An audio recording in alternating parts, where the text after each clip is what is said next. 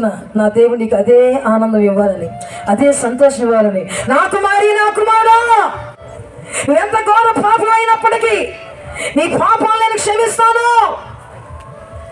దిగులు పడవద్దు, కలవరపడవద్దు, భయపడవద్దు, కృంగిపోవద్దు.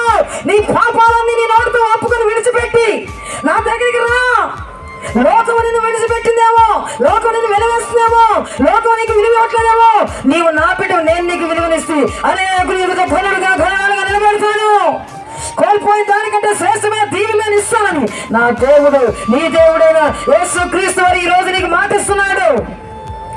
తప్పిపోయిన కుమారుడు ఏ రీతిగా తిరిగి మనసు మార్చుకుని ఇంటికి వచ్చాడు, ఆ రీతిగా నీ బ్రతుకులో దేవునికి ఆయాస్కరమైన పాపం ఉండి శాపాన్ని అనుభవిస్తున్నామేమో. దేవుని ఇంటికి దూరమై, దేవునికి దూరమై, దేవుని సన్నిధికి దూరమై ఆత్మీయంగా ఎక్కడ చచ్చిపోయావో నిన్ను బ్రతికిస్తాడు నా దేవుడి రాత్రి. హల్లెలూయా.